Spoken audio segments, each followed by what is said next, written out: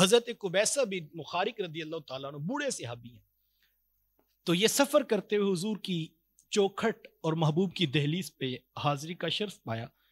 جب ملاقات ہوئی تو آقا کریم علیہ السلام نے پوچھ لیا کہ بتاؤ قبیصہ کیسے آنا ہوا؟ تو انہوں نے بھی عرض کی کہ حضور عمر بہت ہو گئی ہے، سن رسیدہ ہوں، بوڑھا شخص ہوں، وقت بڑا بیت گیا ہے، اور میں صرف اس لیے آیا ہوں کہ آپ سے چند باتیں سیکھوں تو اللہ میرا بھلا کر دے۔ زندگی گزار چکا ہوں، سفید بال آگے ہیں، کمر میں خم آگے ہے، اور محبوب تیری دہلیز پہ اس لیے آیا ہوں کہ چند ایسی باتیں سکھا دیں کہ اللہ میرا بھلا کر دے۔ اللہ اکبر۔ تو حضور نے پتہ کیا فرمایا؟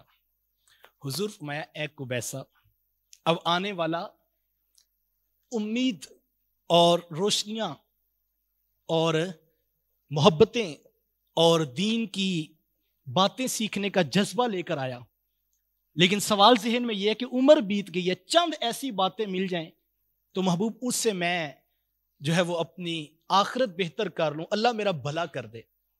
تو حضور نے پہلے دین نہیں سکھایا، بلکہ پہلے پتہ کیا فرمایا؟ اللہ اکبر۔ حضور فرمایا قبیصہ کیا بات کرتے ہو، تم جس جگہ سے گزر کے آئے ہو، رستے میں جو پتھر مٹی کا ڈیلا جو درخت ملا وہ تمہیں دعائیں دے رہا تھا۔ قبیصہ اتنی اچھی بات لے کر آئے ہو کہ میں دین سیکھنے کے لیے آیا ہوں، تو قبیصہ یہی اتنی اچھی بات ہے کہ جہاں سے تم گزر کے آئے ہو، رستے میں جو پتھر آیا، جو ڈھیلا آیا مٹی کا، جو درخت آیا، قبیصہ وہ تمہیں دعائیں دے رہا تھا۔ اللہ یار، یہ مطلقاً حدیث ہے، طالب علم کی فضیلت میں ایسا ہی ہے۔ تو آپ آج صبح سفر کر کے آئے ہیں، رستے میں درخت بھی آئے ہیں، مٹی کے ڈیلے بھی آئے ہیں، پتھر بھی آئے ہیں۔ جب طالب علم ان راہوں پہ ہوتا ہے، رستے میں ہر چیز اس پہ ناز کرتی ہے اور اس کو دعائیں دیتی ہے۔ یہ تو مطلقاً ویسے بھی حدیث موجود ہے، لیکن اس حدیث میں حسن کس بات کا ہے؟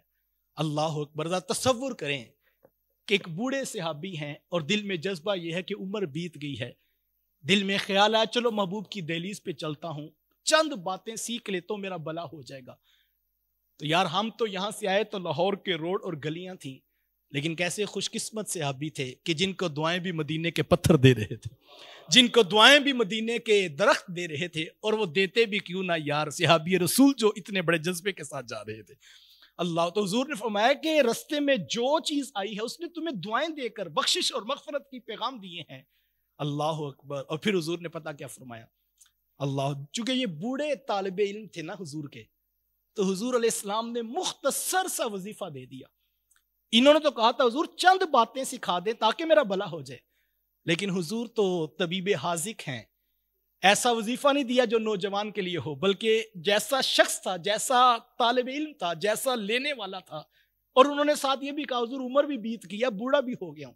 تو حضور نے دو لفظ ہی کہا کہ قبیصہ جب صبح کی نماز پڑھ لیا کرو تو یہ پڑھ لیا کرو سبحان اللہ العظیم و بحمدہ، کہ مالک پاکیاں تیرے لیے ہیں اور تو بڑا ہے اور حمد بھی تیرے لیے، یہ پڑھ لیا کرو۔ اور پھر حضور نے فرمایا اگر تو یہ پڑھ لیا کرے گا تو اندھے پن، کوڑ اور فالج سے بھی تو محفوظ رہے گا۔ اچھا، یہ سیکھنے کے لیے چند باتیں آئیں تو محبوب علیہ السلام نے ایک ہی وظیفہ دے دیا، اور ساتھ سوال جو تھا تو ظاہر بات ہے جواب وہی بنا، وہ بھلائی چاہتے تھے تو اسی میں سب بھلائی عطا ہوگی۔ لیکن پھر ایک بڑی خوبصورت دعا حضور علیہ السلام نے اپنے ان بوڑھے صحابی کو سکھائی، اور فرمایا کہ ایک تو یہ وظیفہ پڑھ لیا کرو سبحان اللہ العظیم و بحمدہ فجر کے بعد، اور ساتھ میں فرمایا یہ 3 مرتبہ پڑھنا ہے، ساتھ تعداد بتا دی، یہ نہیں کہا 100 مرتبہ۔ اللہ اکبر۔ بوڑھے صحابی ہیں، عمر گزار کے آئے ہیں، تو حضور نے کہا صرف یہ 3 مرتبہ پڑھ لیا کرو، اور ساتھ میں حضور نے اتنی خوبصورت دعا دی ہے، اور میں آج کی اس مجلس میں آپ کے لیے بھی اس دعا کے ساتھ جو ہے وہ آگے بڑھوں گا۔ آقا کریم علیہ السلام نے فرمایا کہ یہ 3 مرتبہ وظیفہ پڑھ لیا کرو قبیصہ، اور پھر قبیصہ یہ دعا مانگا کرو اللہم انی اسألک مما عندک، اے اللہ میں تجھ سے سوال کرتا ہوں۔ اب آگے یہ تو دعا نہیں ہے نا، دعا تو یہ ہے، یہ تو ویسے سوال کی دعا سے ابتدائیہ ہے کہ اللہم انی اسألک، اے اللہ میں تجھ سے مانگتا ہوں، تو دعا تو آگے ہے نا، لیکن اتنی مختصر اتنی جامع دعا میں نے آج تک نہیں پڑھی۔ قرآن کے دامن میں دعا موجود ہے، ربنا آتنا فی الدنیا حسنہ وفی الآخرۃ حسنہ، کہ مالک میری دنیا بھی بہتر کر دے، میری آخرت بھی بہتر کر دے۔ بڑی بڑی جامع دعائیں موجود ہیں، لیکن اتنی مختصر، اتنی جامع دعا، اتنا لطف آئے گا آپ کو کہ اے اللہ میں تجھ سے سوال کرتا ہوں، مجھے عطا کر۔ تو رحمتیں پوچھتی ہیں میرے بندے بتا تجھے کیا عطا کروں۔ حضور علیہ السلام نے کیا عرض کیا؟ مما عندک، مالک جو تیرے پاس ہے مجھے عطا کر دے۔ یار مما عندک کے اندر اتنا حسن ہے، اتنی لطافتیں ہیں، دو حرف مما کے اور دو عندک کے لفظ ہیں۔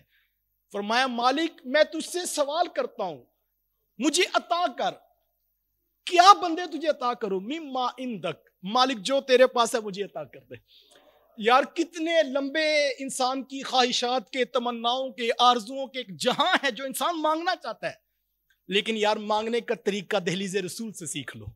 اللہ اکبر۔ چونکہ میرے حضور جانتے تھے آنے والے بوڑھے صحابی ہیں، تو وظیفہ بھی مختصر دیا اور پھر دعا کے لفظ بھی مختصر سکھائے۔ مما عندک، مالک جو تیرے پاس ہے تو عطا کر دے۔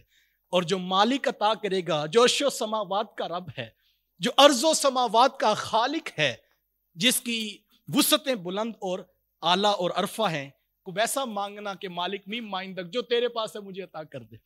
اللہ اکبر۔ پھر آگے حضور نے فرمایا کہ وافد علی من فضلک، اور مجھ پر اپنا فضل بہا دے، وانصر علی من رحمتک، اور اپنی رحمت پھیلا دے مجھ پر، وانزل علی من برکاتک، اور میرے اوپر اپنی برکتیں بھی اتار دے۔ رحمتیں بھی عطا کر، فضل بھی عطا کر، برکتیں بھی عطا فرما۔